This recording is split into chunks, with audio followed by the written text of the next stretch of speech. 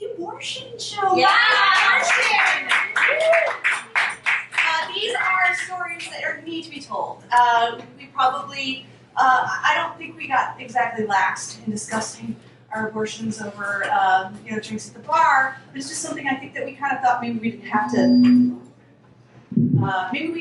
Didn't have to focus on as much anymore. Maybe we got a little, not lazy, but just complacent in that maybe abortion was something that we had a right to do, and it is. And that's why we're here. We have 5 states now, as you guys know, and things are sliding quickly downhill. It seems to happen slowly and then very quickly. I think it chips away at our rights, our reproductive rights, and then all of a sudden here we are facing what could come to the Supreme Court and basically go back to pre-Roe versus Wade. And we'll hear a story from that era, a couple stories. There's a little hum. I don't know how I feel about that. I'm going to be the connective tissue for the evening. I don't know if you all know the National Network of Abortion Funds. So most people, when they think of abortion, they think of Planned Parenthood, which is an amazing organization. The National Network of Abortion Funds, they are obviously a network, and they connect people in places, small places, big places, rural places, small towns, with the resources, with the money, with a way to get to their abortion, with childcare, with information, whatever they need. They're connected with all of these different organizations throughout that know their specific town or the needs there. So it's a network that connects these small places, and I think that's really necessary, especially, like I said, in these 5 states where we're going to have to help women find the resources to get their abortions, find the child care to get out of state, or to the one clinic that's still open, find child care for them. The National Network of Abortion Funds, you can go to www.abortionfunds.com. All the money from tonight, all the donations go to the fund as they see. We're basically paying for abortions, and that's amazing, it's so necessary. Because this is a war on people who don't have money. I mean, I have, throughout the night, I'm going to read from my journal of my experience, and I would say I have a privileged white woman abortion story, which is not the typical story that you hear.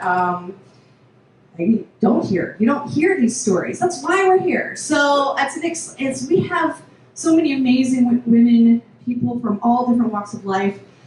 Some people I didn't know, some people came to me, recommended to me, found me, and it just all really fell together beautifully, and I'm glad you're here.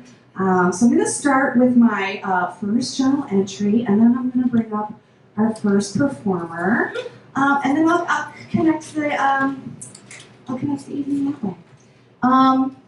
I called my journal Jane. Dear Jane, today I went over to Chris's stupid, dirty boy apartment. I don't really have any romantic feelings for him. He's a cool guy and a cool friend, sure. Well, one thing led to another, and I banged him on his bathroom floor. I know, I didn't make a great decision. I'm just so impulsive, and I'm definitely manic right now. And I guess I don't really regret it. It's probably not my best moment. I know I need to commit to medication and therapy, but right now I'm just committed to poor life choices and weed. I hope this doesn't make it weird between me and Chris. I like hanging out with him, but I just don't want to get into some lovey-dovey weird relationship with him. I'm in love with Tim Cale Jr., and I just know things are going to work out. I mean, sure, we're taking a break right now because he's mad. I applied for acting school in New York City, but he always comes around and he comes back. Besides, I probably won't get into school, and I really hope I will, though. And it's my dream to live in New York City ever since the theater trip there my sophomore year. Tim is the only guy I want to be with, though. After Liberty Law School, it's a conservative Christian law school, he can move to New York City, and he can practice law, and I can be a famous actress. We both have the same ideals. He's just like my family. He's conservative, he's a Republican. He even turned me on to Rush Limbaugh.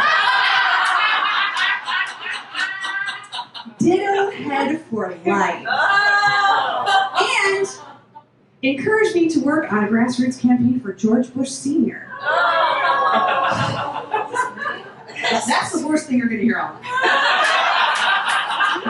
My neck hairs just stood up. I can just picture my life with him.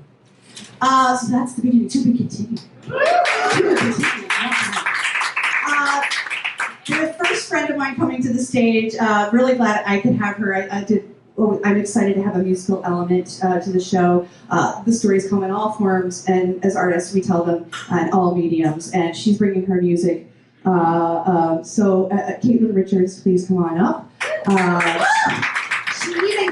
She even came injured. Look at her. She's like, power through. I need to tell my story. So let's get her set up. Do you want to sit or stand? I'm going to stand. You're going to stand. And you're going to deal with the mic the way that it is? Great. Everyone, let's give it a Richards.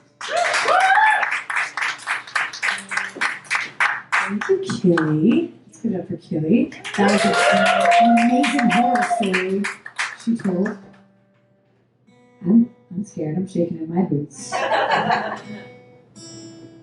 So, when I was 25, I went out with this guy who was a DJ at a strip club.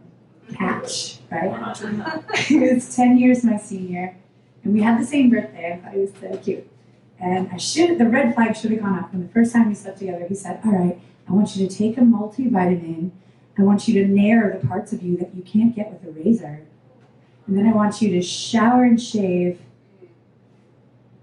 and get yourself ready for me. We were together for 7 months. It was love. No. He had the tendency to be abusive if he really wanted to. And I just moved out of his apartment when my body gave me the news. And when I told him, he said to me, don't you want to see what a little person with both of our faces would look like? I was so creeped out. So I got out, but I could have stayed with someone who was abusive, not just emotionally, but he had the tendency to be physical as well. So I let myself be sad about all of it, and this is a song that came out of it. It's called Baby I Lose.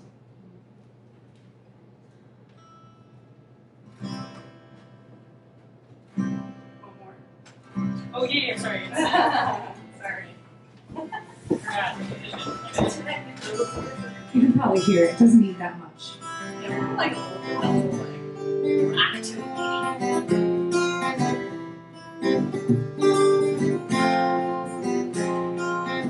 How will I know when I know? How do I even know now? I'm scared to move. I'm tired to boo. There's no excuses. I'm messed up too. I have a list of achievements. It's not as long as my goal. Every day counts and I've wasted so many. But every step further I grow. I have the heart of a mother. The mother I can't be right now. Time may well bring me another. Forever I will always have to wonder.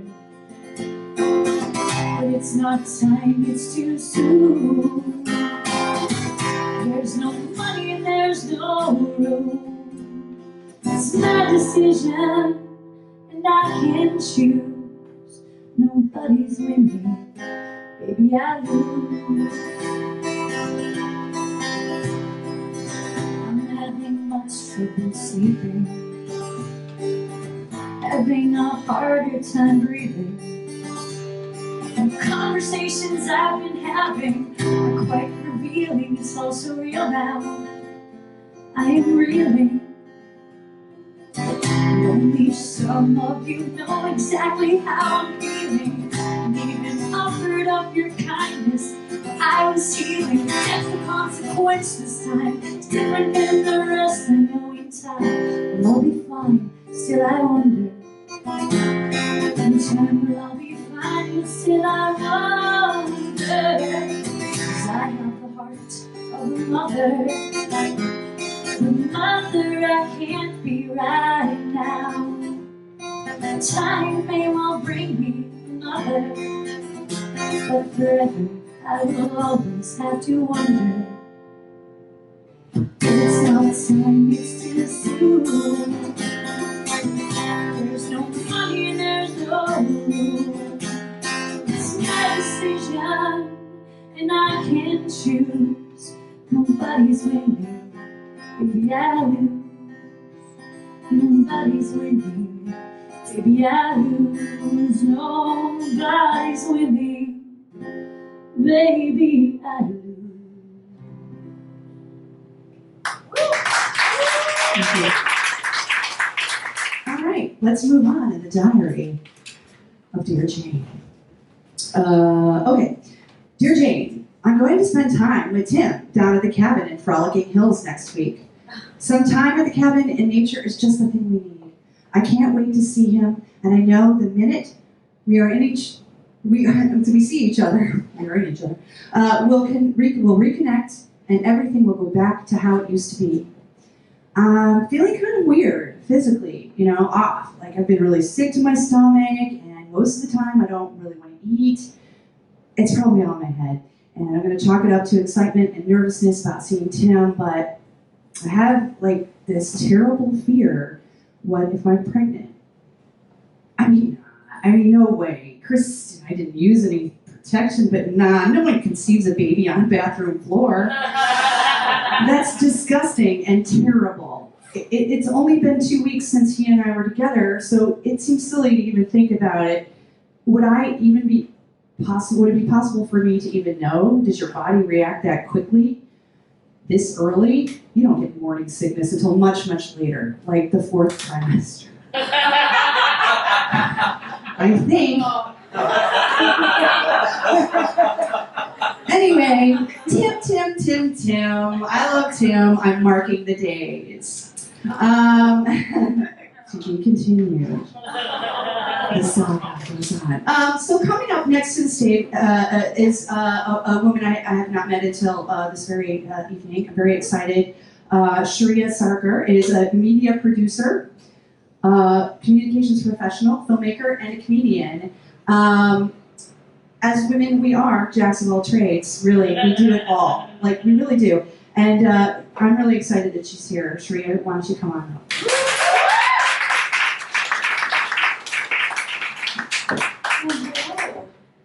Thank you for coming out before Republicans decide to ban shows about abortion. So, that's what I'm really scared about. Because who am I going to get attention from for my abortion? I have my notebook, not because I don't know my story, I know it very well, but I just got off a flight and my head's all over the place and I feel like I'm going to forget stuff. So anyway, blame it on Big Blue. So in December of 2014, I found out that I was 7 weeks pregnant in my first semester of grad school during finals week. That's always a good sign. It's also very confusing because I thought the reason I was nauseous was because of stress and not because I hadn't done my final project yet. My friend was like, just to be on the safe side, you should take a pregnancy test. And I was like, I can't afford one because I'm in school at NYU. But I did not know this. As a 23-year-old, I learned that Planned Parenthood has free pregnancy tests. So I went there, and I peed in a cup. And when the nurse called me in, she said my results were positive.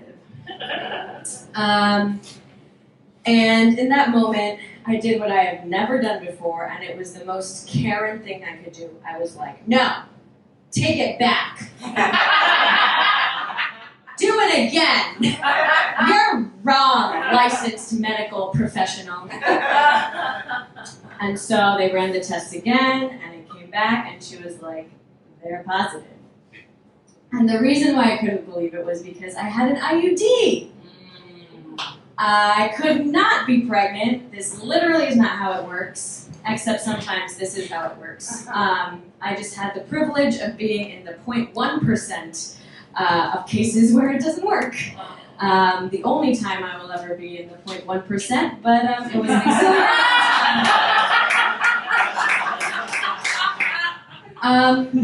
And so she gave me my options. There are 3. You have the kid, you put it up for adoption, or you get an abortion. And I'd always been one of those people who was like, I'm pro-choice, but if I were in that position, I couldn't do it. But in that like split second that I had to make a decision, I mean, I could have taken more time, but like inside, you kind of already made that decision, you know? You just haven't verbalized it. But like, I knew. I was getting an abortion. There was no other choice for me. That was just, it felt right. And as a champion second guesser, I never once second guessed myself because, I don't know, sometimes you just know. And I was just the most privileged and luckiest bitch in the joint because I got scheduled for an abortion the very next day, which is truly not how it ever happens. But because I live in this great city of ours, it was possible. And not only that, I didn't have to pay because Medicaid covered my abortion. Yes. And, I still had to call 3 people to confirm that this was the case because, I don't know, I just couldn't, I just did not realize that that could be a thing. Which is why I never bitch about the taxes I have to pay here. It's just, it's fantastic. Never move from New York.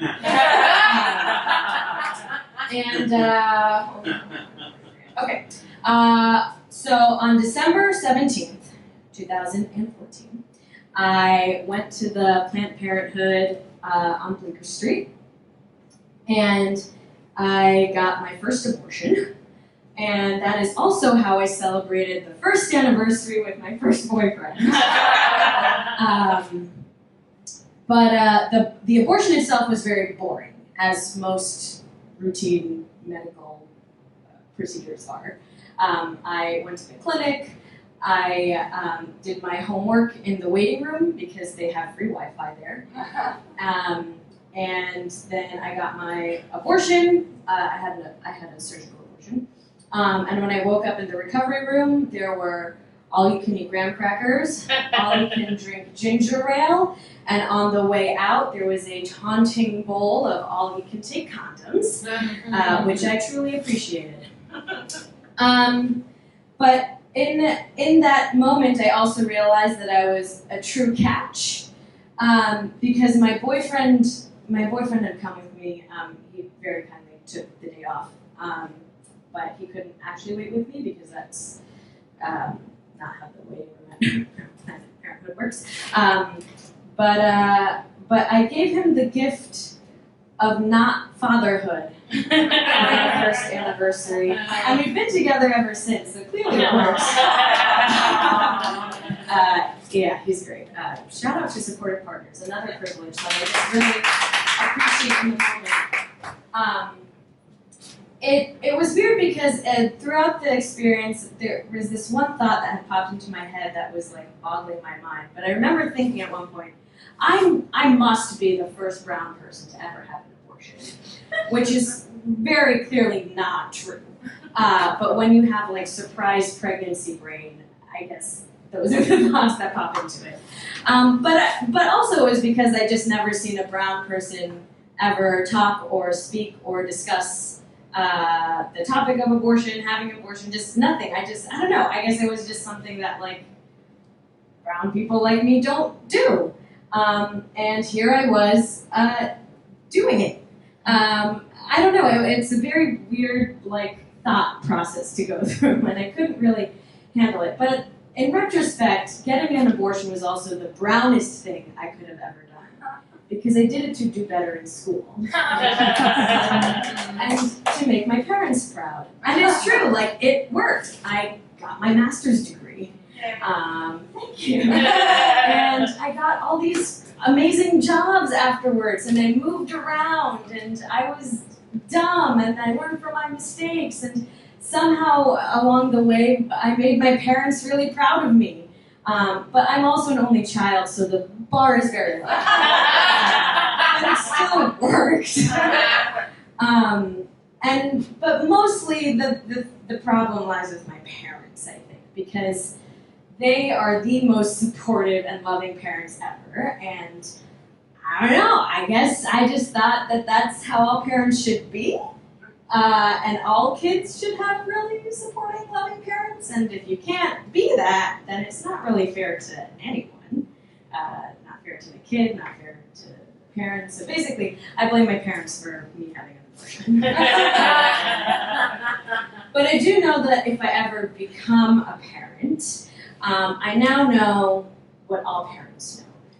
As you see, I did the math. According to my period tracker, I conceived on election night 2014, also known as the night Republicans took control of Congress. And even though my boyfriend had not voted, my hoe ass still slept with him. And so when I'm a parent, I now know that you never reward bad behavior. And rest assured, that man has voted in every election since. Thank you so much. I did want to bring, I did notice this on the website for the National Network of Abortion Funds, which we are raising the money for tonight. Yay! They will help you figure out if your insurance does cover it, how much of it you can cover, and how much they need to. If they need to cover all of it, they will. They make a plan with you. So it's the process of figuring out how to have an abortion, it's a lot, especially when you're like maybe freaking out or don't have a supportive partner or much worse circumstances like rape or incest or any of these things. And that's what they're there for, to do, to point you in the right direction, and not only point you, but connect you to the people that will help you get that abortion. That's just amazing. So, the continued saga, my journal from my abortion. Okay, I think I'm on the right page. It's quite a thrill. Okay, dear Jade, I'm leaving for Frolicking Hills a couple days from now, and I'm freaking out. I can't shake this stomach thing. I keep hoping that it was nerves, but today I decided to do a pregnancy test because I just had a bad feeling, that feeling that my body was telling me, and I hadn't even missed my period yet, but the stick says it. I did five pregnancy tests, and every time it came back positive. But I can't believe it. How can I be so stupid? Everything in my life is out of control, and instead of staying on my medication and getting into therapy and getting my shit together, I'm manic, I'm dropping acid, I'm smoking weed, I'm acting like a whore, I'm cheating on Tim, and even though we aren't even really technically together, I'm ashamed, and look at where I am now. What am I going to do? I'm barely surviving as it is. I just want to die. Tim will hate me if he finds out that I'm pregnant with Chris's baby. It's like a soap opera. Chris will hate me too. Could I tell Tim that it's his? I mean, he did sneak into my window a while back and we did stuff, but not the stuff that it takes to get pregnant. But no, and even the math doesn't even work out anyway. Oh my God, my fucking life is over. My parents are going to die. I don't know what else to do, so Kelly, my best friend, is going to drive me to Toledo to talk to my parents tonight. I haven't even told Chris. I mean, how do I tell them? I just want them to tell me it's okay. I cannot have a baby. I cannot. All right. To be continued. So choose your own adventure. I don't even know where it's going to go. Yeah, the next woman coming to the stage, I knew from the Chris Gethard show. She's Mimi on the hoops, or with the hoops, yes, not Mimi on the hoops. Kind of a big, like, cult figure. If you don't know, Google it. And I was stunned and by her story, just a little bit of it that she told me. But I don't want to preface it in any way. So Mimi, why don't you come up and tell them your story?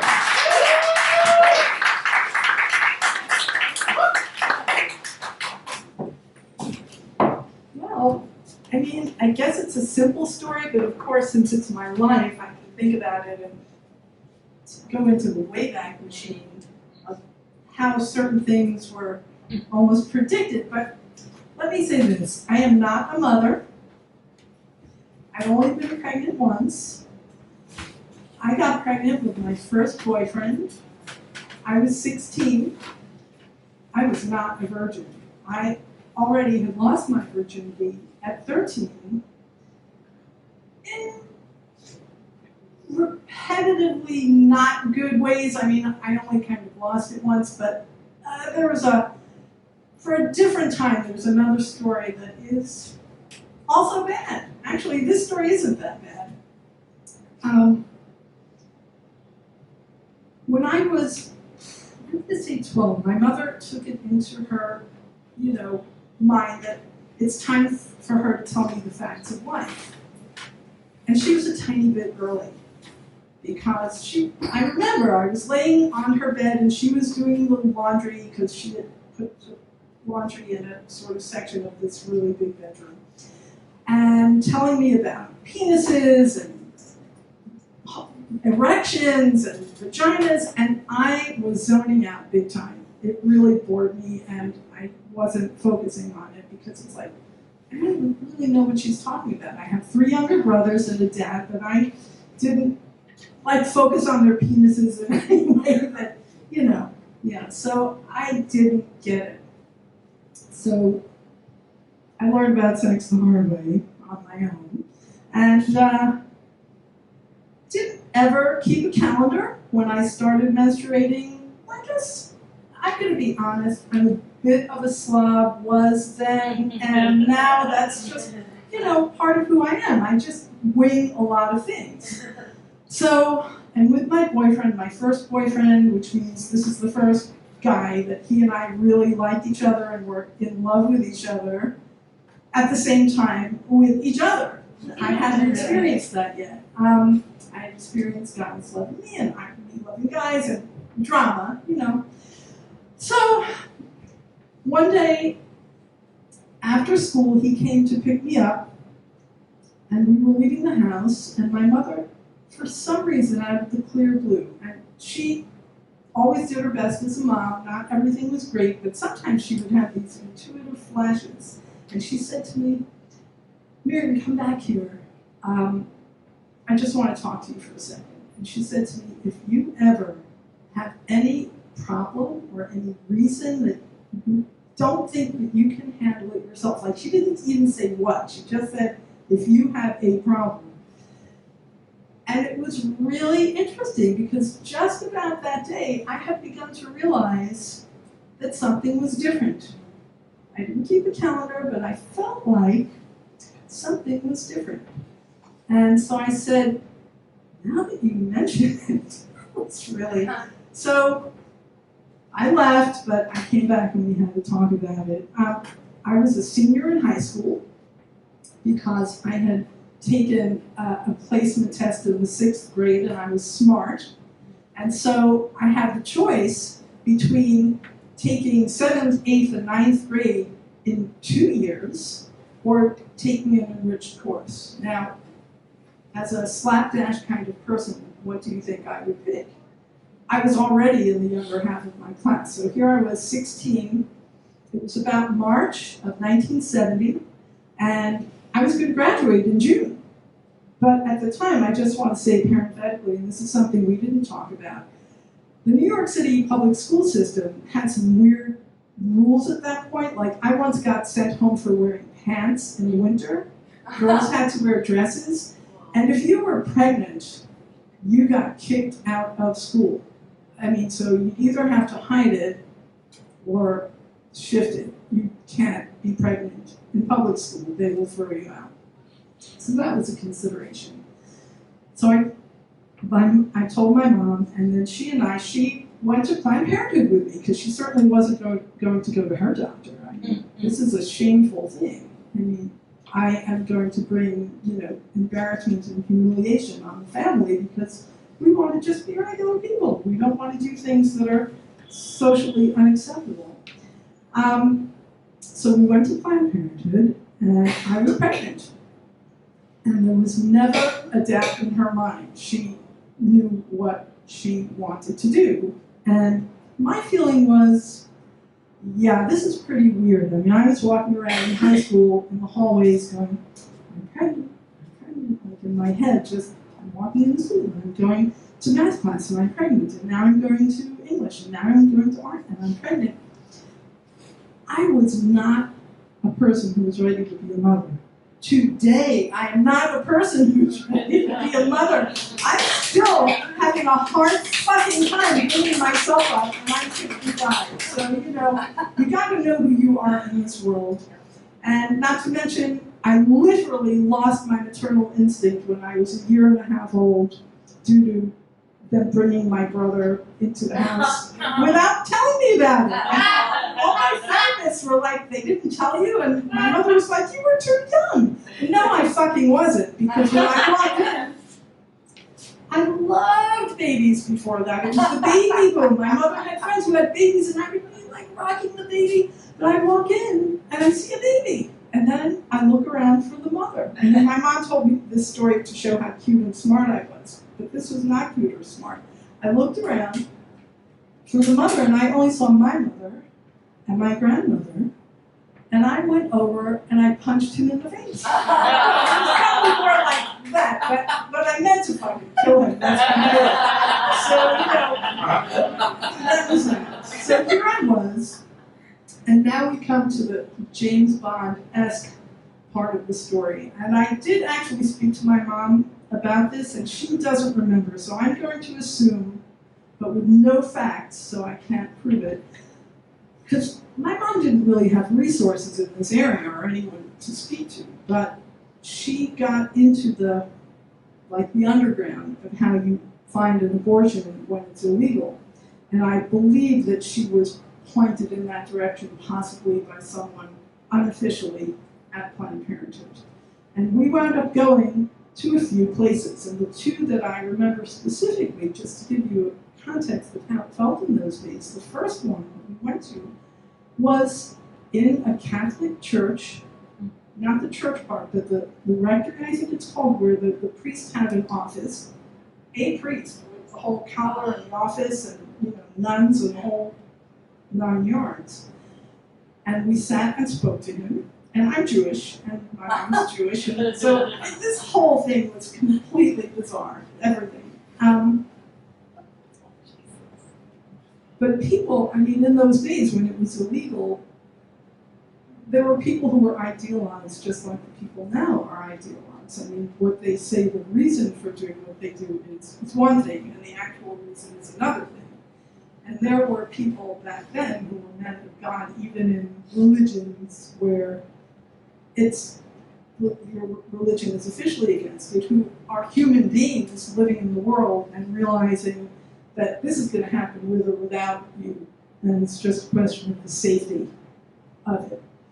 But when it came down to saying anything, there was no talking. The person would write on a piece of paper and just slide it across the desk to me, because everyone was super paranoid. And I can only think if it goes back to those bad old days this time, it's going to be worse, because methods of surveillance are much more numerous, and it's going to be a scary scene if it comes down to it. Anyway, the options with the priest were more like fly to Puerto Rico, and there were good things about that and bad things. I mean, my mom, honestly, had never been on an airplane at that point. She was born in New York City, lived in New York City. I think My father's relatives, some of them lived in Washington, D.C., and my mother's sister went to Philly, and this was basically, the extent of her travel up to that point. And the thing about Puerto Rico is that some people were safe to give abortions, and other people would scam and be in the airport pretending to be those good people, but taking you to some back alley where you could be, butchered and possibly even, hemorrhaged to death. So it was a little bit nerve-wracking. The next person we went to is a guy that maybe you've heard of, maybe not. His name is Bill Baird, and he had an organization called the Parents' Aid Society. And it was all about contraception, family planning, and abortion. And he was absolutely a hero and also absolutely a target. And the thing I remember most about him were his brilliant blue eyes. They were just like startling. And again, the same thing with a piece of paper, slide it across the desk, and maybe it was slid maybe a few times because there may be one or two options. And he had an amazing option. This was a doctor, an MD, a general practitioner in Philadelphia, which was great for us. My mother's sister lives in Philadelphia. A lie with plausible deniability. I mean, and she is the kind of person to wrap everything up. Like, she's a Virgo, and this was perfect. This guy had a great system. You would come in the evening, he would do the abortion, and then you would sleep at his house. This was not negotiable, because if there were any issues, if there was possibly a hemorrhage or this or that, he wanted you to have medical care immediately. And so the first 12 hours would be the most, difficult, if there was any difficulty. And that sounded great. And we were like, that is definitely the one. And then there was another slide of a piece of paper, because it turns out Mr. Baird wanted to know if we had an issue because this doctor was black. And we're like, not at all. What? Are you fucking kidding me? This is an MD, a GP. His office is in his split-level house. He's in Philly. This is so perfect. And it really super was, I will have to say, because my abortion was a little different because it was illegal. And when we got there, my mother was a bit of a basket case, and I was nervous. And they gave us each a Valium. And Valium doesn't always work with people. It did not work with us. So then they gave us each a neat shot of bourbon. And that was much better. That actually helped, settle our nerves. And this was not a surgical, operational thing where I put to sleep. I was awake. It was a DNC. It was not, comfortable. It was uncomfortable, but it wasn't completely horrific or anything. It wasn't great. Was not great. His nurse wasn't dressed. She was dressed in regular clothes, which was nice. I mean, everyone looked nice and regular, and they were very nice. And I got through it, and then my mom and I went upstairs, and we had a nice little guest bedroom and did not sleep. I told her everything that night. I told her what had happened when I was 13, and on, because that's another whole saga for another time. And, we started to try to work some things out, because obviously my life had taken a turn that I needed to, get back. And I am still working on. So I never gave this a second thought, in my 20s, 30s, 40s. When I got into menopause, I realized this is not going to happen. I'm never going to have kids. I had some fibroid tumors, because actually I went straight from this onto the birth control pill, but at the time I smoked cigarettes. And also, these birth control pills made my breasts bigger, which I did not appreciate. Thanks, but I've got plenty. And so I went back to the well, I went to Planned Parenthood, and I said, I don't want these, give me an IUD. And they said, no, because we really prefer to give that to people who've already had at least one child. I said, I don't care. Because also I wasn't having sex all the time. Sometimes I would go for months without having sex. I had to take this pill all the time. So I finally said, do it, and they did it, and I wound up having different IUDs for many, many years, which probably helped to screw up my situation. But, honestly, I never had, my life was never prepared to have kids. I'm still bringing myself up. It's the truth. So, if I did have a kid, and the kid was alive, the kid would be around 48, something like that. But God knows, I would not have been a good mother. My mom, obviously, from the fact that she was like, shit this thing, she was not signing on to be like an extra mom on this. She was just beginning to see the light at the end of the tunnel from the 4 kids in 5 years that she had. They're all starting to get into junior high and high school, and she could just start to see daylight, and she didn't want to be saddled with this again. So it is like, the world is not worse off that I had this abortion. And you could say that it's selfish, but if somebody is going to be selfish in that way, maybe they're not a good freaking mom. Let it be, because, things could have been worse for everyone. Thank you. Because when we were coming back from Philly, that day, the day that we came back from Philly, the next day was the first birthday. And I thought, I've done my bit. That is a good question. We are wrecking this planet. We really are. You want to fix because it's really distracting. I wouldn't care if it was just blank, but I'm like, MacBook. Or said abortion. I should have. Craig has really led us to another man who's led us to no. No, he lives with me, don't worry. This is not the worst. We cannot go back to that. We cannot go back to having to see the shame. The shame factor is just even being here, showing up, coming in this room, telling, even in a crowd of supportive people. It feels embarrassing and like I shouldn't, and I'm glad that we're pushing through, and I feel, I know there's some of us in the group though that are just like, where did it go? I'm gonna tell my story, I tell it over drinks at night. And that's awesome, and that's the way it should be. This is a procedure, it should be done for safe and legal abortion for all. I don't care what your reason, I'm not here to tell you what to do with your body. I also believe drugs should be legalized. Let's move, I know. That's for another show next month here on the St. Mark's Theater. Okay, so where was I? Chris. Okay. Oh, I was going to tell my parents. Oh, shit. Shit is about to hit the fan. Okay, dear Jane, Kelly, my best friend, drove me home to tell my parents that I was pregnant yesterday. It was horrible, and I'm so ashamed and humiliated. My mother was sobbing and told me I could not have an abortion. It's the worst sin. I was raised better. I was raised a Catholic. How could I be so disrespectful to the life that they worked so hard to give me? How can I be so disrespectful to God? Why did I not stay on my medication? Why am I hell-bent on ruining my life? My dad looked at me so disgusted and disappointed, especially when I told him Chris wasn't even my boyfriend or anything.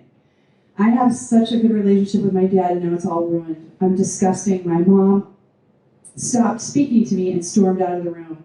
And more, the reality is setting in. I cannot keep this baby. I had to work in the morning back in Columbus, and this is Toledo. We had driven up to, and we were just getting nowhere. I got up to leave, and my dad walked me out to Kelly's car. He paused and he looked at me and said, "If that's what I decide, whatever I decide, my mom will come around." I actually later found out that my mom had a very unhealthy third pregnancy and had an abortion. Because that was much later though that I found that out. But it makes a lot of sense because I think she had a lot of shame in herself for that. Sorry, I got off track. It was the longest 2-hour drive back to Columbus, and in my head it was spinning. Maybe adoption? It seems like would be pretty terrible too. And the house is having a big party tonight. So, you know, living with 12 girls in one house is always a party. I don't feel like it, but maybe if I get drunk, I can know my feelings. To be continued. It's getting dramatic now, jeez. All right, so bringing to the stage our next performer. I've passed, like 2 ships passing in the night. Courtney and I have been a part of the Frigid Festival. She won the Best Audience Choice Award, I believe, in 2017. That's a big deal. So she's a playwright, storyteller. She's been featured on The Moth. Everyone, please, Courtney Antonioli.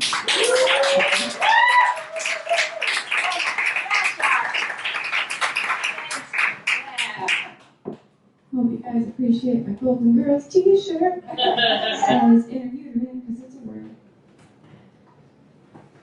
On a Saturday morning in October, in the middle of sex, my partner Peter turns and looks down at me and he asks me if I've had my period lately. Not a question that I had asked myself lately, and it didn't occur to me that I had been late or something had gone wrong. I'm on birth control, so it's just a late train, like there's a delay in the system. And he says, well, you feel a little different. And I said, well, I guess we should check, right? That's what you do. And I refused to go to my local Walgreens because I thought if I had touched the pregnancy test that somehow the plus sign like osmosis into me. So I sent Peter, and he came back, and I locked myself in a bathroom, and I peed on the stick, and I was pregnant.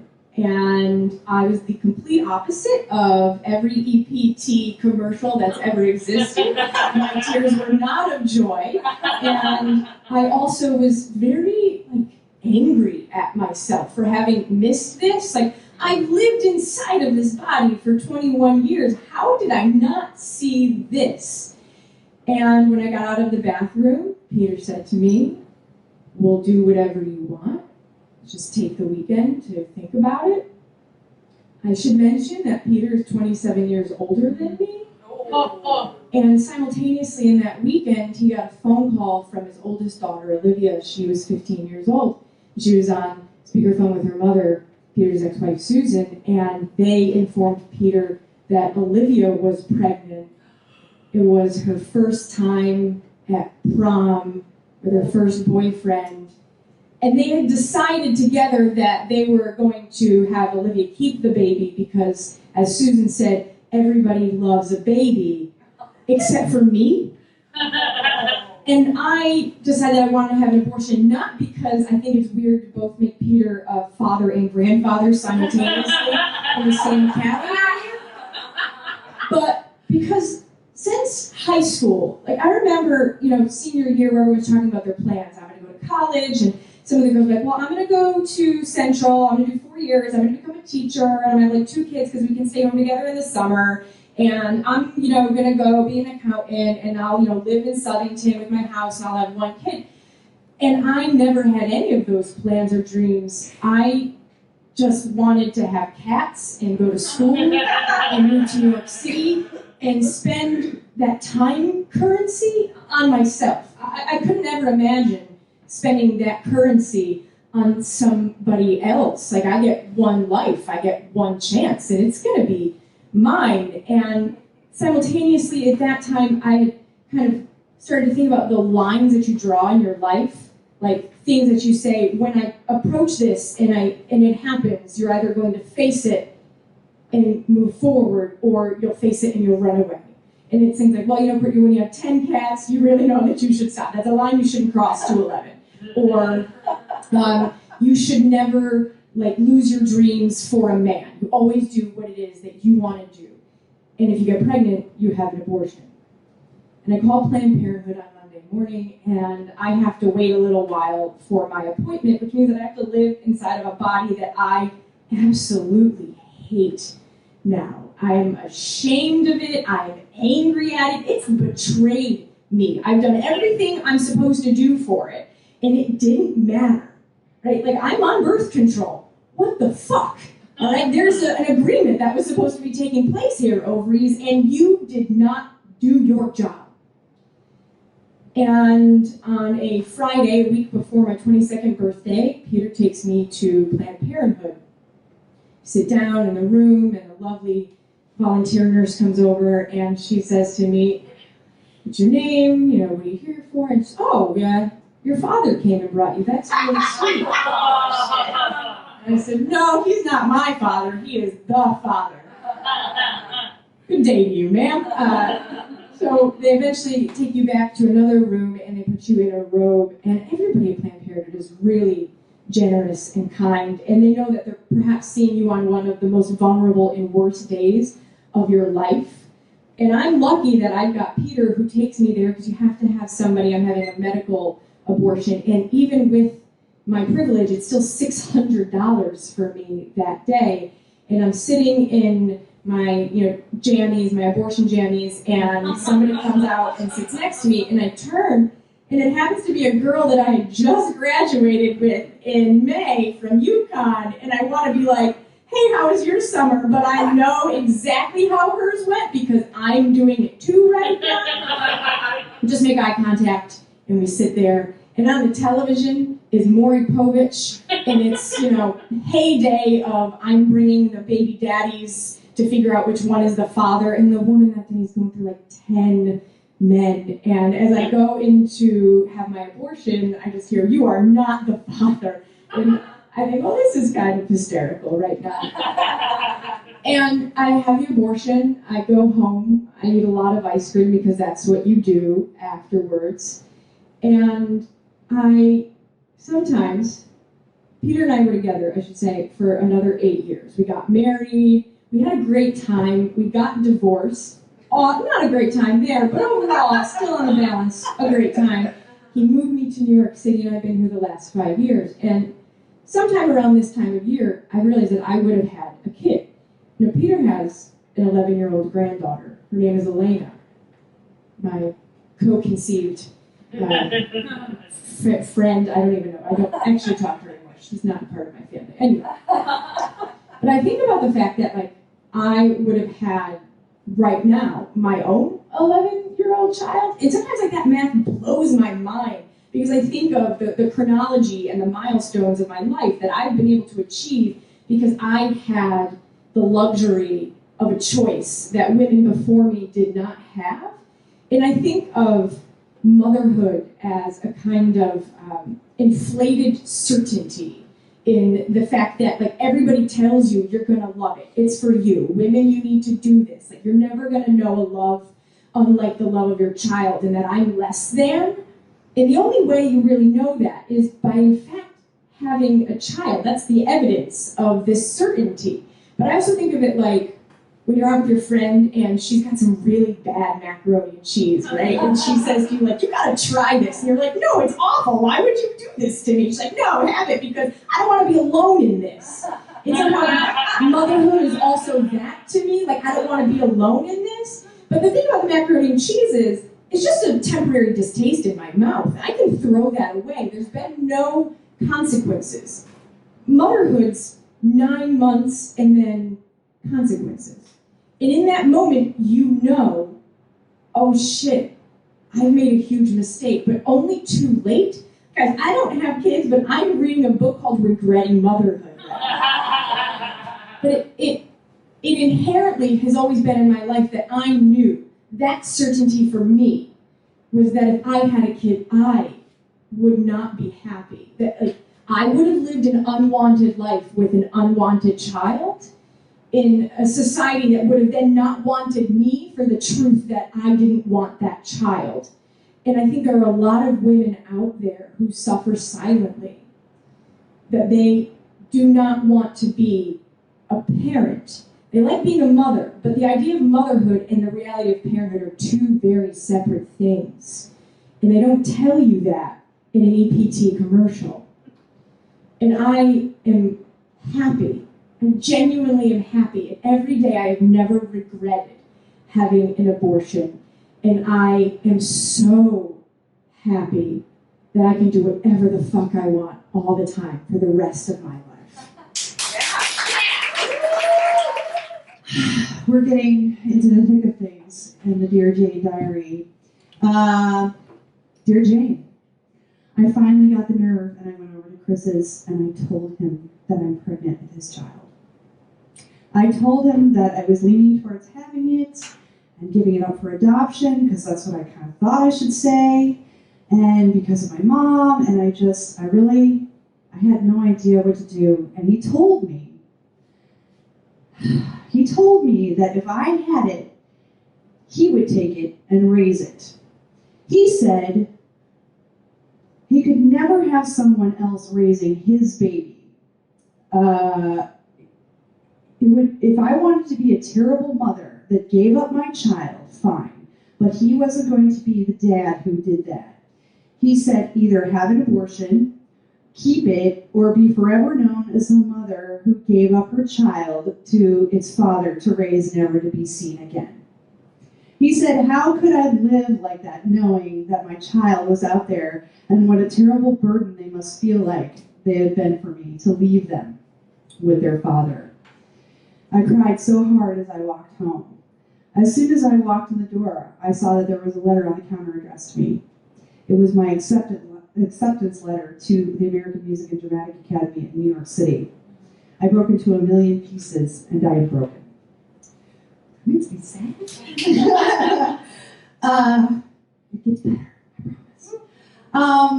To be continued. Coming up next is my boss. One of my bosses, because we all have what, like 17 jobs.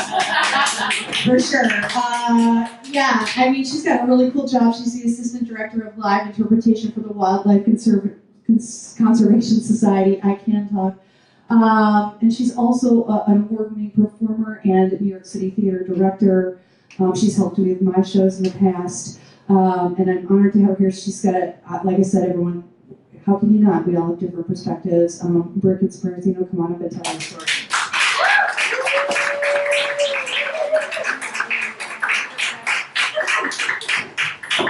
I'm excited about the idea of Kelly being my boss, or I being Kelly's boss. I give her things to do. Hi everyone, my name is Bricken. This is not the story of my abortion. I do not have that story to share, but I'm here to support all of you who do have that story. My story is about brainwashing and how I consider myself to be a recovering Catholic. So let's set the stage. I was in 8th grade, 500,000 years ago, and I grew up in California, in a particular area of California that is very earth-crunchy, tree-hugging, all sorts of love, and the Catholic Church of that time reflected that. The priests all had long, wavy hair and long Fu Manchu mustaches, and they played acoustic guitar, and we all sang along in church, and everything I learned about the Catholic Church was it was about love and forgiveness and acceptance. And this was the fairy tale that I grew up in as a child, a beautiful, magical place where nothing ever went wrong. And then I got into 8th grade. And, you know, things happen. The first thing that happened was my period started. Hooray! I'm a woman now. And it started at my grandfather's birthday party at La Paloma's Mexican restaurant. And I remember it so vividly, as one does for one's first period, because I was sitting there eating chips and salsa, and I suddenly went, something is wrong. I'm just going to go to the bathroom. Oh, hello. And I realized I was having my period for the first time. And so I had to get my mom, and my mom came, oh, you're having, can I help? Do you need to know anything about sex? And, right in the restaurant. And I said, just give me the stuff. I got it. Now that seemed a little rough. But my mother had proved herself to be an unreliable ally in the great hunt to turn Bricken into a woman. In 5th grade, she gave me the first clue that she wasn't cool about her daughter growing up. In 5th grade, it was the last year I was in a public school. From 6th grade through college, I was in a Catholic school. 5th grade, last moment of public school, and we got sex ed. 1 hour. Very thorough. And the day before sex ed, we're going to have sex ed. Everyone's excited about it. I see my mom slinking through the school. She goes into the library, and she's like,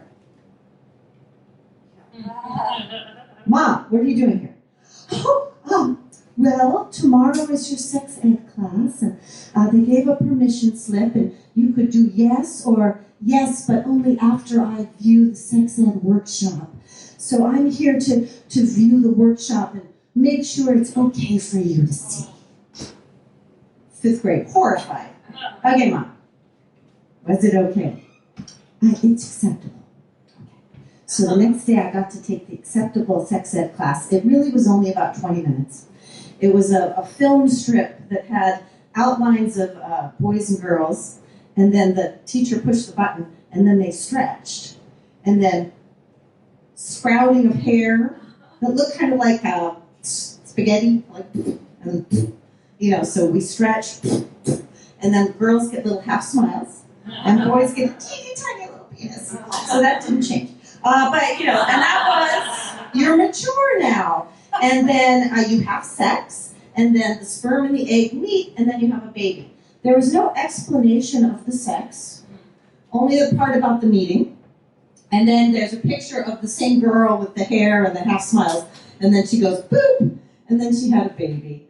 And that was the sex ed my mom had to approve I saw before. And interesting, segued into Catholic schools after that. Are they connected? We'll never know. But anyway, because I was switched to a Catholic school, never had sex ed again the rest of my life. I learned about sex the same way all good Catholic girls do, rumors. And the big rumor in 8th grade, I'm sure, Kelly, you know this too, if you swim in a swimming pool and you do this one, and a boy's been in there, you might suck it up into you while you're swimming, and it'll make you pregnant. As far as I know, that's true, because I haven't ever had sex ed since then, so I don't know, maybe it's true. Didn't work for me. So there I am, having my period for the first time. My mom, unreliable ally. Yeah, zip. All right, I figured it out. I was fine. Cut to May. Very near 8th grade graduation. And at St. Martin's Catholic School, they do a very special thing just for the 8th grade girls. We are selected, the cream of the crop, the smartest girls. We get to go on a field trip to Sacramento. For those of you who aren't into that sort of thing, that's the capital of California. And we were all so excited. We got picked, and we all dressed up, and we're on the bus, and I like to imagine we were singing Kumbaya and all sorts of cool songs on the way. I made that up, I don't remember. But what I do remember is when we got there, all the lady chaperones and the nun who was with us, the priest didn't go, it was all lady chaperones and the nun. They said, we're going to be part of a rally.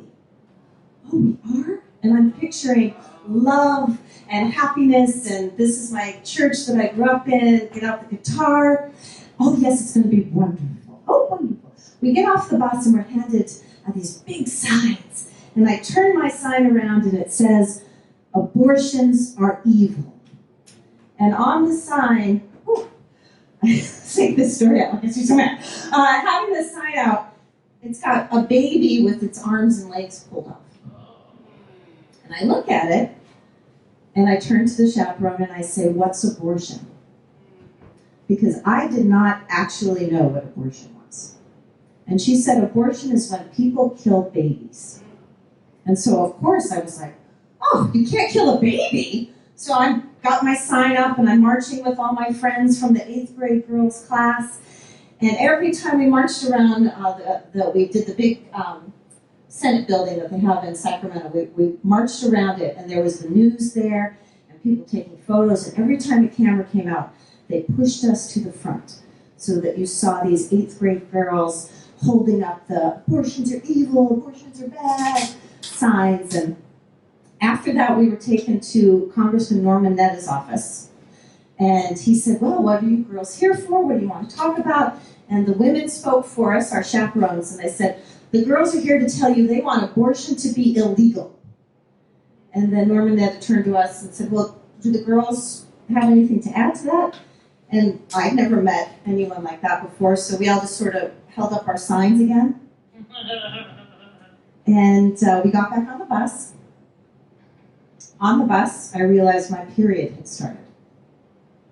And so I'm in the back in one of those terrible bus toilets, figuring out what to do. I, at that point, didn't know you were supposed to keep something with you because you never know when your period's going to sneak up on you. So I was like wadding up, I don't know, it was terrible. I'm in the tiny bathroom and I was filled with shame and rage.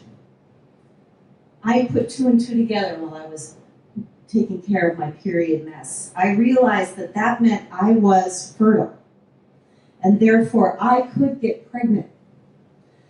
And therefore I just told people I would never have an abortion. Up until that moment, I didn't even know what one was, and I just instinctively understood at that moment that I had been taken advantage of in a way that someone should not be taken advantage of. And it was the first moment where I understood that I was a second-class citizen. That because I had my period, I mattered a little less than the boys in my class.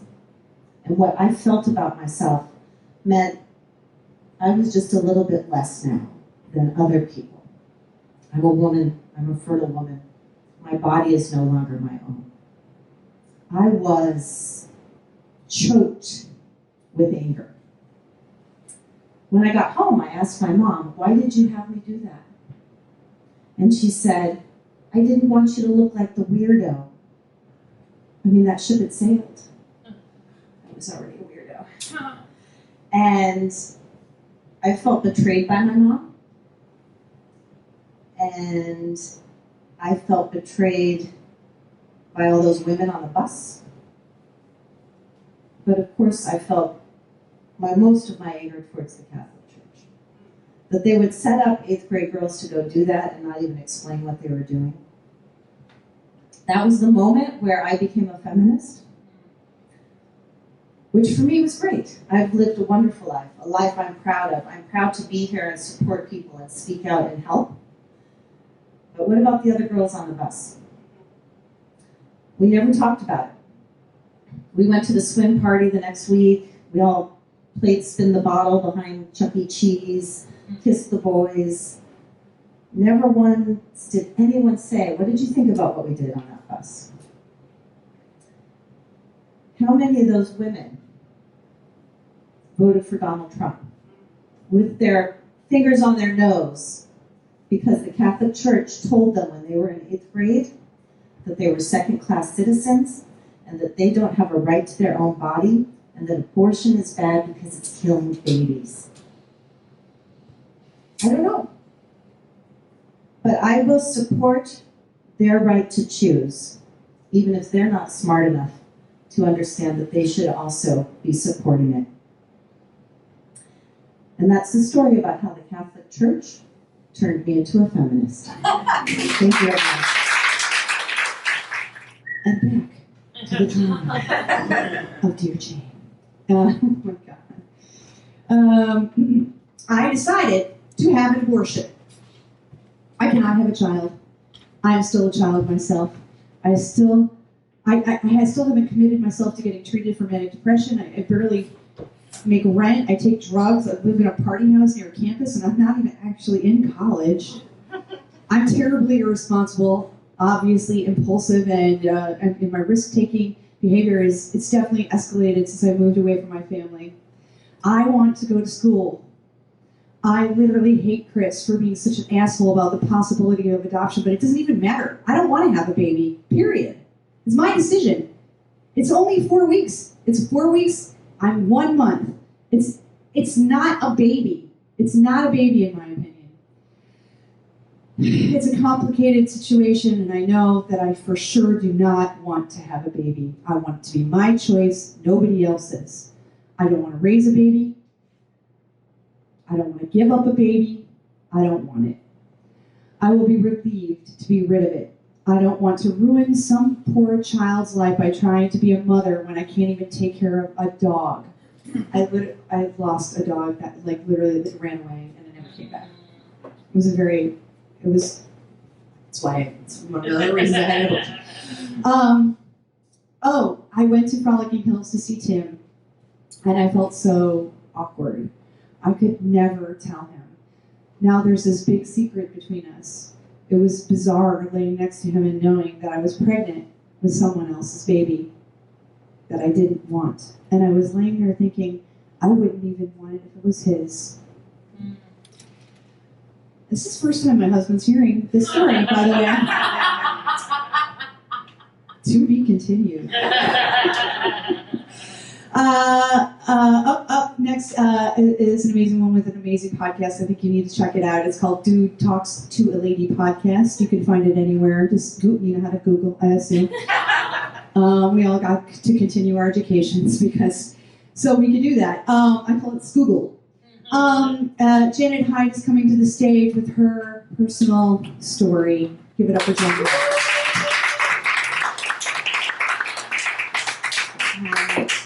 So I've always known I want to be a mom. I can't wait to be a mom. I will be such a good mom. But when I was in college, I had just broken up with a boyfriend, and I was off birth control for the first time since I was 16 because I just was not going to have sex that semester. I was going to take a little break. But you know what happens when you think you know what you're doing about things. Normally when I tell this story, I talk a lot about the night I got pregnant. Because it's a crazy, hilarious party story, but it's actually not a funny story, and I don't remember any of it, so it's not really the part to dwell on here. Suffice to say, he was the second guy named Mike from SIGEP that I had slept with that year, and when I woke up the next morning, I didn't think that we had sex. I knew we had fooled around. I woke up with no pants and his wallet in my bed, but I was like, you know what, we just fooled around, we didn't have sex. So I wasn't really too worried about it, but then the next day I was like, you know what, I'm a smart gal. I shouldn't take anything for granted. I should take Plan B, just to be sure. And Plan B, amazing thing, and all the commercials at that time emphasized that it is effective up to 72 hours after unprotected sex. They don't say that in the commercials anymore. Because I was like, I've got 3 days, no big deal, no pressure. So I super casually, 2 days after probably didn't have sex, I went and got Plan B, and I took it on the third day, well within my 72-hour window. So I thought, one thing that they tell you when you take Plan B is that it might disrupt your cycle. So when I didn't get my period, I was not concerned. I'm like, Plan B disrupts your cycle. I guess I'll just skip one, no big deal. But then my period was super late, and I figured, you know what, I'm just going to take a pregnancy test just to ease my mind so I'm not stressing about it.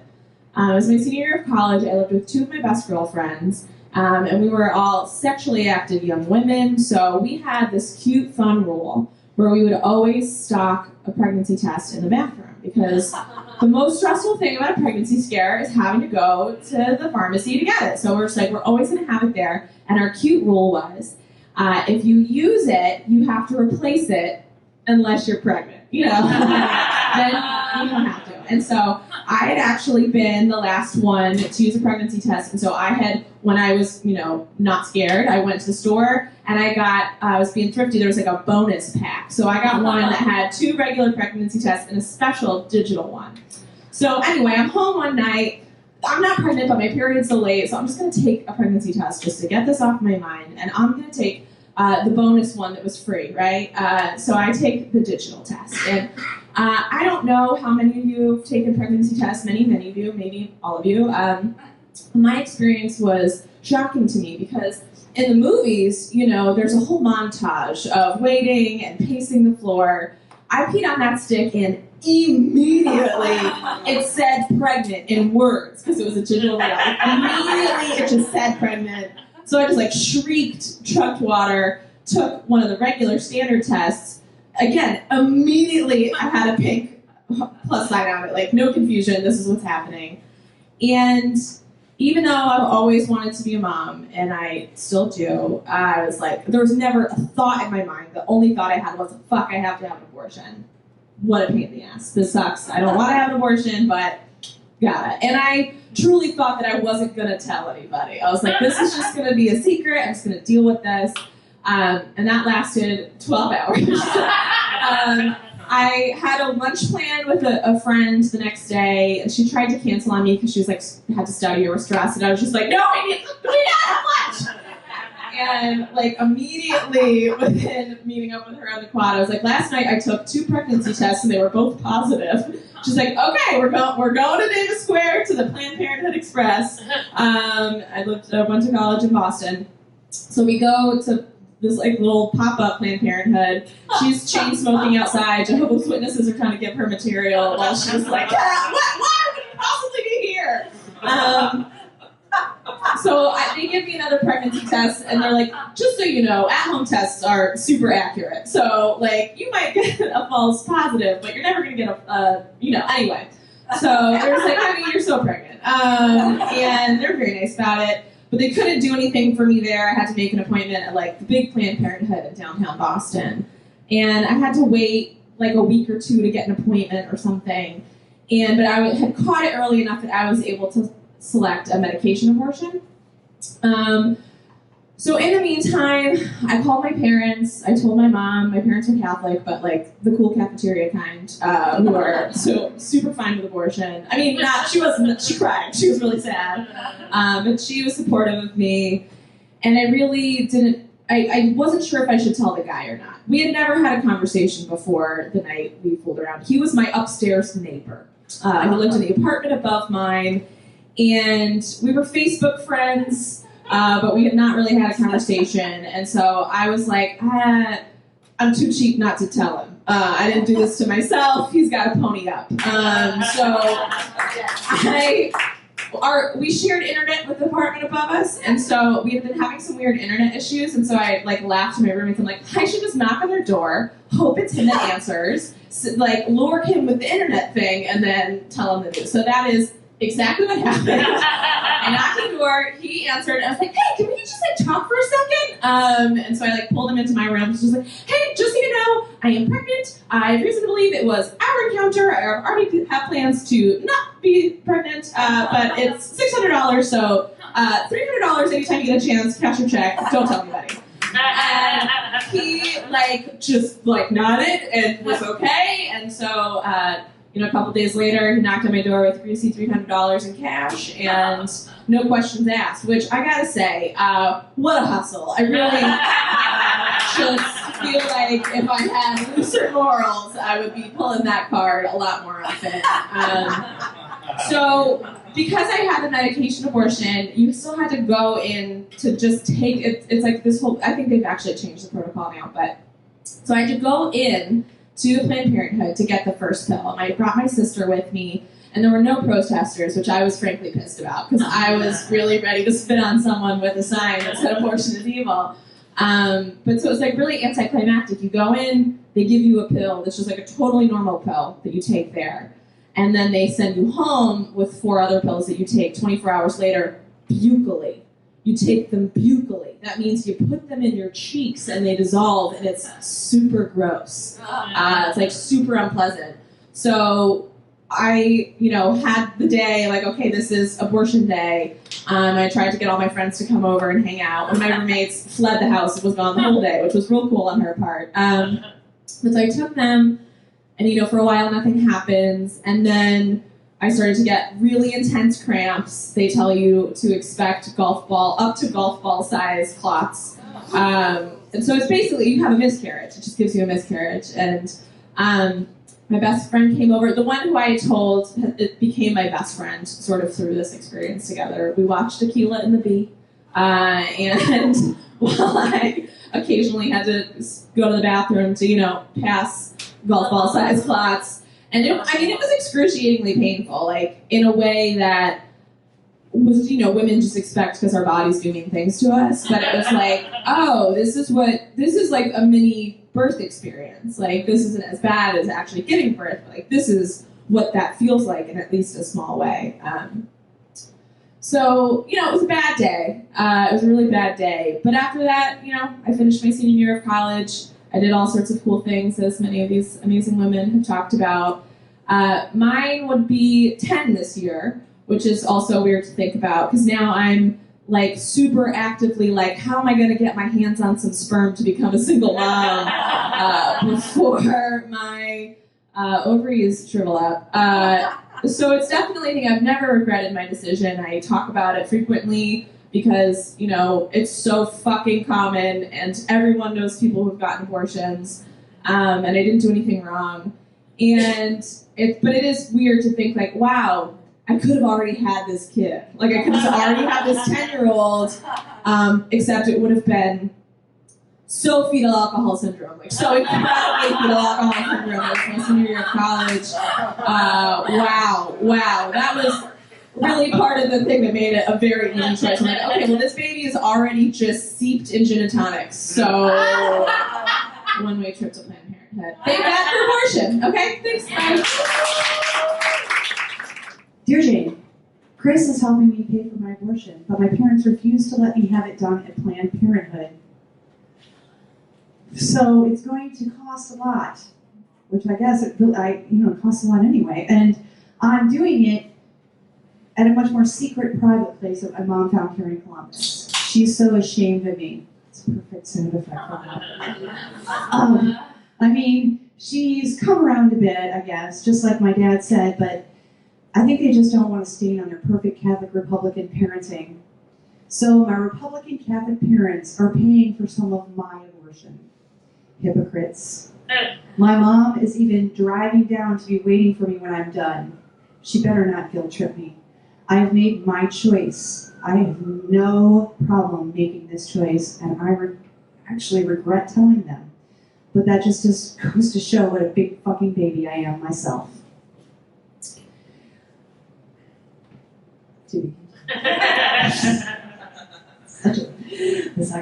So coming to the stage next, I changed some people around, and I'm going to get the chair. So I'm going to look how.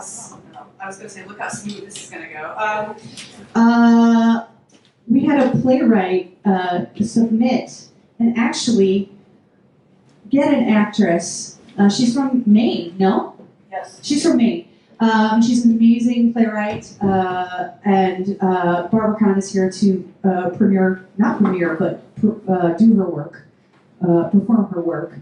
So I'll talk a little bit about her after this, but let's bring to the stage Barbara Kahn.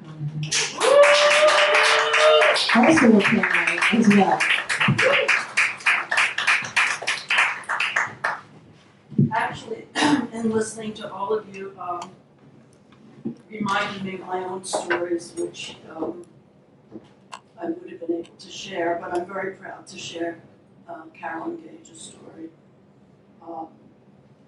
And this is an article that she wrote for Ms. Magazine about her mother, and I'm reading it on the birthday of my own mother. And it's called Shame. My mother underwent 2 illegal kitchen table abortions in New York City during World War II. She was in her early 20s working as a secretary. These abortions were performed without any anesthetic.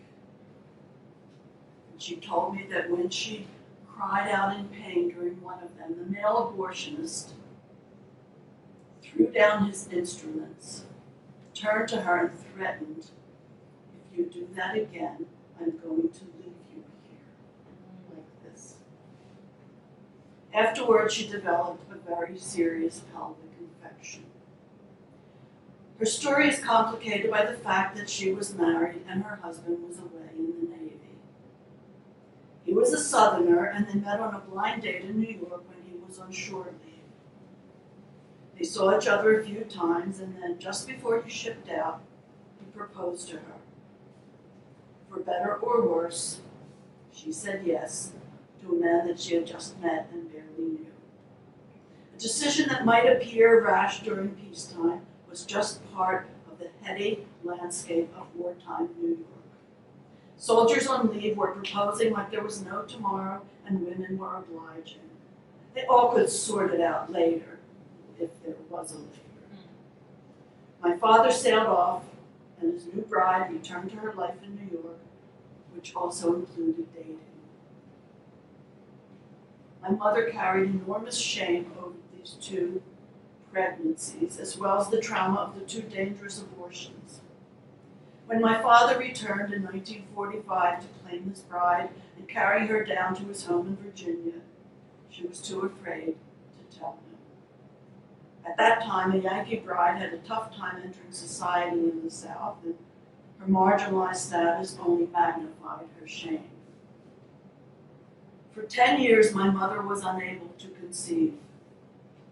She was convinced it was that a non-sterile abortion and subsequent infection had destroyed her capacity to become pregnant. This was her punishment, the judgment on her youthful perfidy. Finally, in her mid-30s, she found the courage to schedule an appointment with an out-of-state OBGYN far enough away to protect her anonymity. Finally, she told someone. After the evaluation and examination, he told her that she was perfectly healthy and there was no reason why she couldn't have a baby. She went home and promptly conceived. My mother's marriage was a miserable one.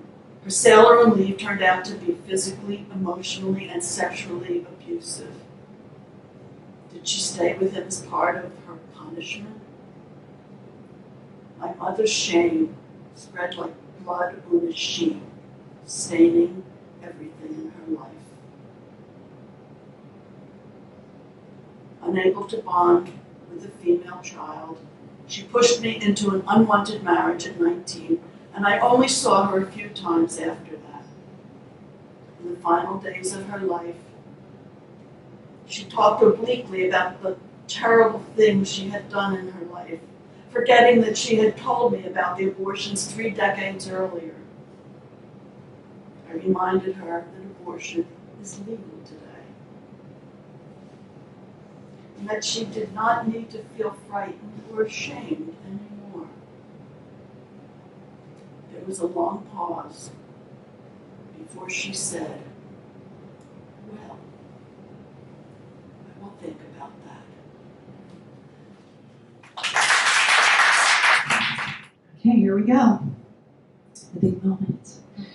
I had my abortion today. Chris drove me there and we barely spoke, but I guess, good for him for at least being present for what is totally half his fault. I don't even want him there though. The place seemed like a regular doctor's office, a typical OBGYN, lots of pregnant ladies waiting around. I filled out some paperwork and I felt really awkward and like everyone knew and was staring at me, and I was the only one in the world with an unwanted pregnancy. I bet $1 million some of those women in there didn't want the babies that they were actually having. I went into the operating room, I guess that's what it was, and I just did what they told me. I just wanted to get it over with. It's kind of a blur. Take off your clothes, put this gown on, get on the table, put your feet in the stirrups. Are you sure you want to do this? Yes. Scooch forward. More forward. Are you sure you want to abort your baby? Nodding yes. There will be pressure. There will be cramping. Are you sure you want to have an abortion? Yes. Vacuuming sound, pressure, cramping. I asked them why they weren't putting me to sleep. You are barely 5 weeks and it is unnecessary. It didn't last that long, and I guess I cried a little, and they asked me why I was crying. I just kept my mouth shut. For so many reasons, I was crying. But to be honest, I cried mostly because I was just relieved. Then it was the weirdest part. They let Chris into the room, and he held my hand until I was allowed to leave. It was so weird and not what I wanted at all. They didn't ask me, and then they gave me some big diaper pad thing and said I would bleed and cramp for a few days and that it wasn't unusual. And as we walked out, my mom was outside by her car smoking a cigarette. I thought she'd quit. I guess she started again. She looked pissed and said, very judgy like, she looked sad and judgy. She told Chris he'd done enough and that she was taking me home to Toledo to recover. Road trip. Yes, that's gonna be fun. First, I want to reflect back on www.abortionfunds.com. If you gave today, thank you. If you want to give more, please do. Everything I get tonight, if you want to give it to me, I'll give it to them. But just go to the site and find out more about them, because they tell personal stories just like we're doing right here, right now. And that's the way to change minds. Revelation is firsthand. It really is. It's either an experience that you have yourself, or it's an experience that someone you love has. So, anyway, bringing to the stage our next performer. She actually also is a mom, a single mom, a stand-up comic living here in New York City. She gets around quite a bit. And she's kind of an up-and-comer and had an amazing piece in, where did you have a piece, Youngmi? Vulture, that's right. So check it out. It's really cool. It's about memes and about creating, from the world that you live in to taking it to Twitter. Because it's a revolution. And Youngmi Mayer is coming to the stage to tell you about her revolution.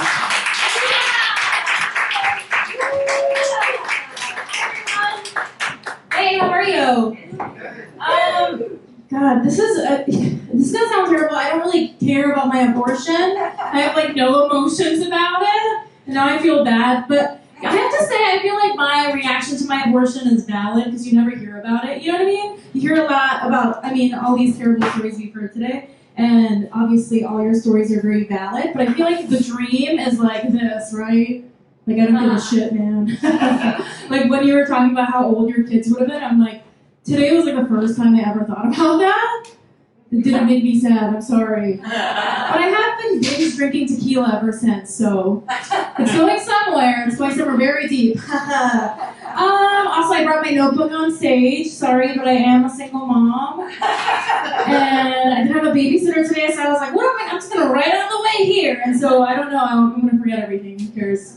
I don't care about my abortion, so I guess the only question I have for you right now is pancakes, guys. Do you like them? Do you like pancakes? Anyone? Okay, good. I do too. I really like pancakes, but and I make them all the time, but whatever I do, however hard I try, the first one's always fucked up, right? And it goes in the garbage. And that's also how I treat my pregnancies. This one's for the trash ladies, right? We all do this?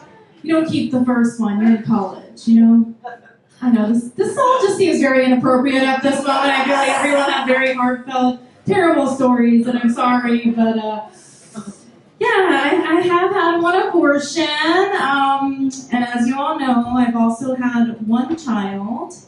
One of those things I deeply regret. At about 5:45 a.m. every day. You know what I mean? All I'm saying is that I never have to lock myself in the bathroom to hide from my abortion. It's asking me too many questions about forklifts. Do you know what I mean?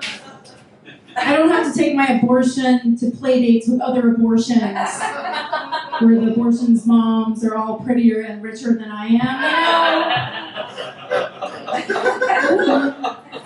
I didn't have to take my abortion to watch Detective Pikachu last Friday. You know what I mean?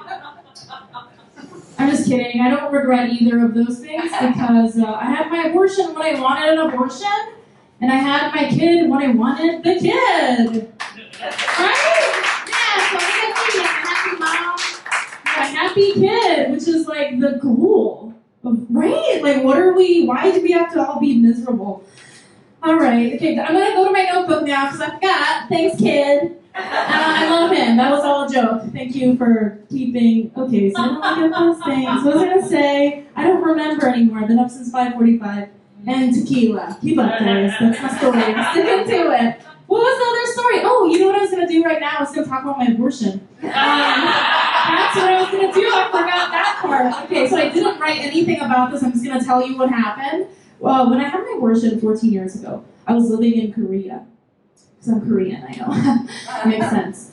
And in Korea, okay, so this is what happened. I went to the OBGYN, she was like, you're pregnant. And I was like, okay, I don't want it. And she was like, kind of like really meekly, like, are you sure? Like that. And I was like, no. She was like, okay, let's do this, right? And it was like, not that day, it was the next day. But it was just like very clean, very fast. Just, whatever here. It was $350. And then a few months ago on the news, I saw like South Korea was in the news a lot because they were like, they finally legalized abortion. And I was like, oh my God, I had an illegal abortion? That was wonderful. It was so easy.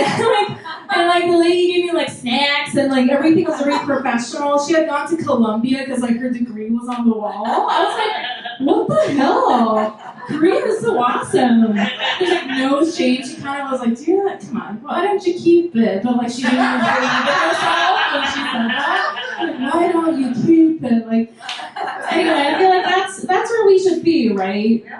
Why do we need to be traumatized? It wasn't a baby. It was like a sack of cells, And people are always like, well, it could have been a baby, but I feel like the nature of nature is that anything will eventually turn into a baby. Do you know what I mean? Right? Like if you leave a burrito out in the sun a little too long, I feel like it's gonna turn into a baby. Maybe not a human baby, but like a mammal baby. Are you right? Okay, I know. I don't know how the body works either. Okay, so guys, you know what really upset me though? Talking about the news, the Alabama abortion ban, right? Yes. Wasn't that crazy?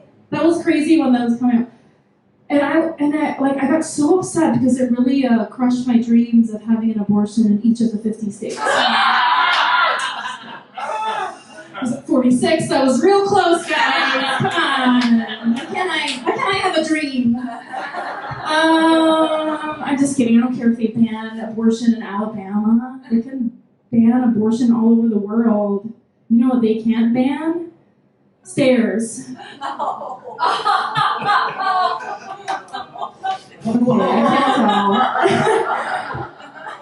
Okay, I know it's a terrible joke, but this is where I'm going. This is where I'm going with this. Women, we will do whatever it takes, right? I have a kid. If I get pregnant again, I'm gonna do whatever it takes. I'm not even joking. It's like death or, you know what I mean? And that's fucking terrible. You know what I mean? Okay, I lost you guys, and I'm trying to save myself. I am just saying. I literally would just do it at home. I would not do it. And I feel like that's why we have to be like Korea. That's my message tonight. I lost you. That's what I'm gonna end on, guys. Thank you very much. Today was the 4th of July, and I'm in Toledo recovering. I went to see the fireworks, and in my heart I was celebrating because I sent my acceptance letter to school, and I am ready for my life to begin. I don't know what I want exactly, but I know what I don't want. I have a chance to get my life together. I have a chance to see what New York makes of me. I have a chance to focus on what I really want. I have a chance to get my mental health under control. I have a chance. Yes, that is what abortion gives you, a chance. Really does. And this is me, a privileged, like I said, I'm a privileged white woman, and we need to give everyone a chance. This is a poverty thing as well. I was lucky. My abortion was lucky. Coming up to the stage is our front of house manager for the Frigid and Horse Trade Theater Company. She's an amazing and hard ass worker. I also just want to shout out really quickly to Debbie that's been at the bar. I'm sorry, I forgot to tell you guys about the bar. You guys are like, I need a drink. But Tess is also the host of Smut Slam. She's the co-host and the producer of the open mic under St. Mark's, which is Tuesdays at 9 p.m. So I encourage you, if you want to have your voice heard, anything and everything is open there. I'm just, with no further ado, Miss Tess Henry.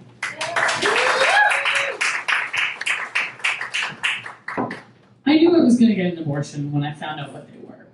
It was this weird, like, intuition moment. I heard there was kind of a do-over or erase button or whatever, and I was like, oh, okay, that'll be me.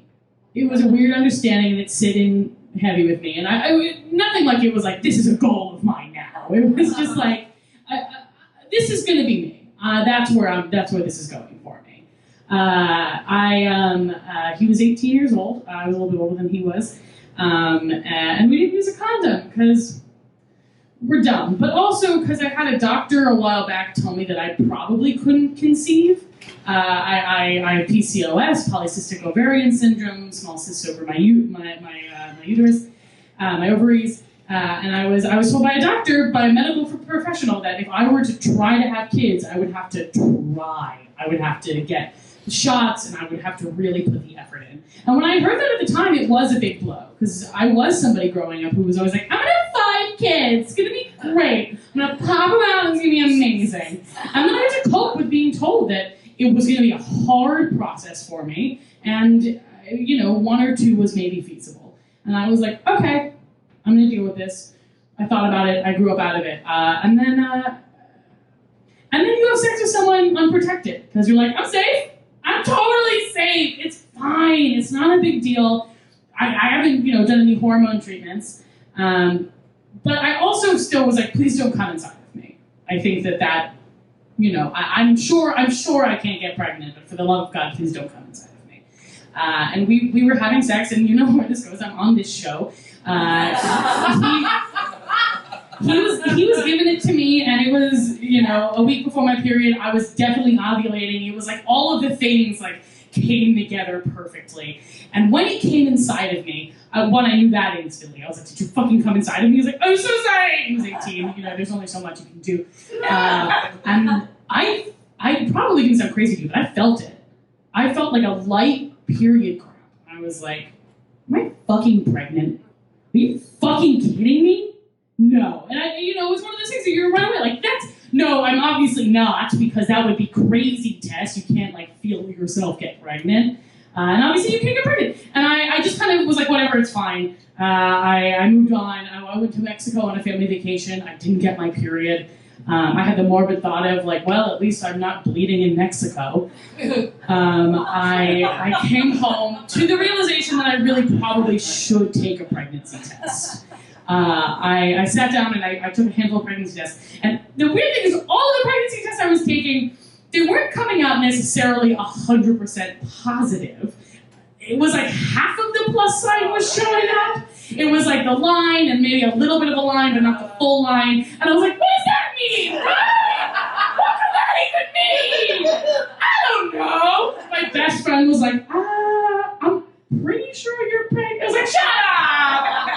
I'm only nauseous all the time.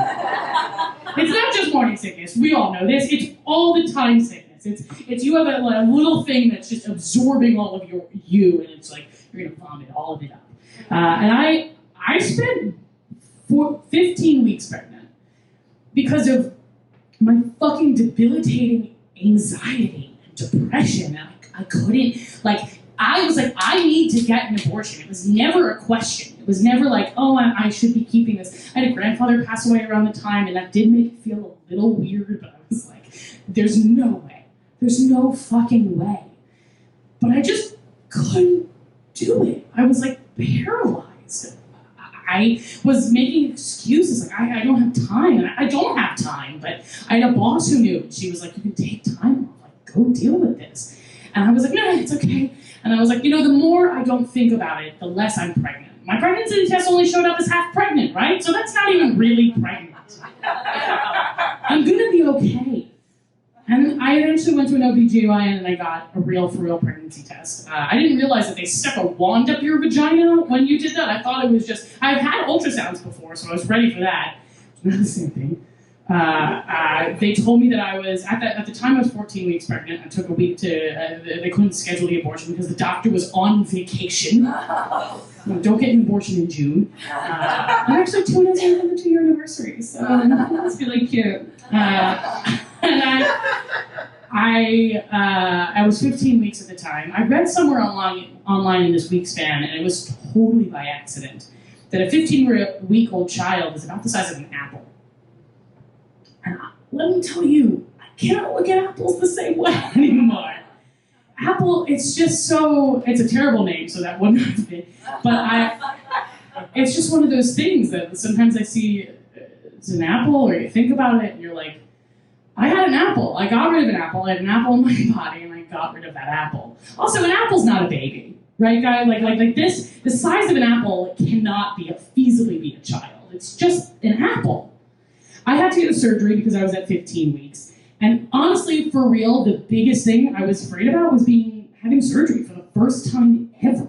I've never been put under before. I've never needed surgery or stitches or any reason for any of that to happen. And I was scared shitless, which is also probably why I didn't get the abortion until so late, because that kind of stuff scares the shit out of me. And that stuff triggers my anxiety, and then I get paralyzed.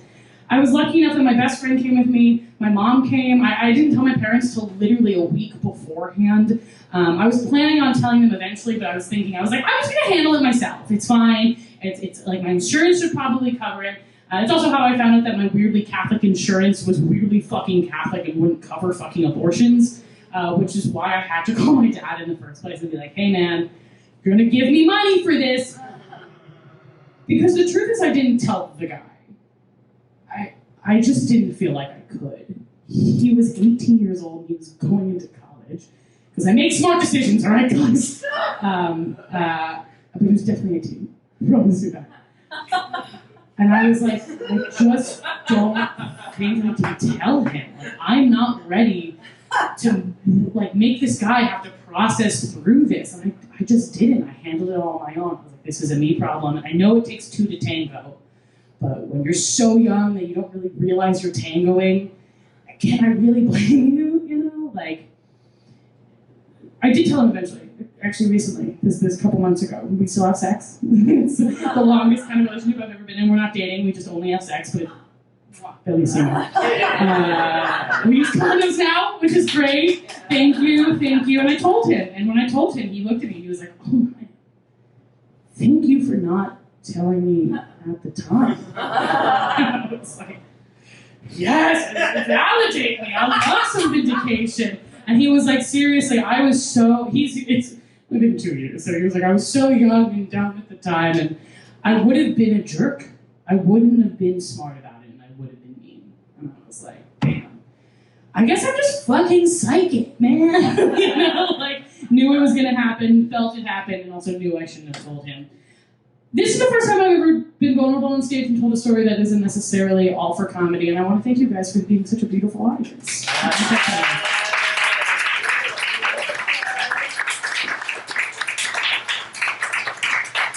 Tess Henry. Check out Slow Slam. She's amazing. Everyone here tonight, I'm just so proud to know you all. I want to wrap up just by thanking again Horse Trade Theater Company, Frigid. They go by both. Airplay. Debbie for being at the bar. Obviously, and Tess for just running around doing tickets, lights, sound. My husband Craig for video and general supportiveness. Carolyn Raship, who did the amazing graphic art. It is available through her website, and you can find her through Carolyn Raship. So just check her out. This shirt also is by her, which is, she does good work. And I want to just finish by summing up and just to bring you up to date on Chris and Tim. Recently, Chris friended me on Facebook. I impulsively accepted it. After a couple weeks, it kind of turned my stomach, and a little after a month, I deleted him, as I am not ready for that kind of responsibility in my life. It's not something that I ever wanted to begin with. And Tim is still a raging Republican, a conservative. Occasionally, he'll message me that he prays for me. And I came to New York City I became a feminist. I became a Democrat.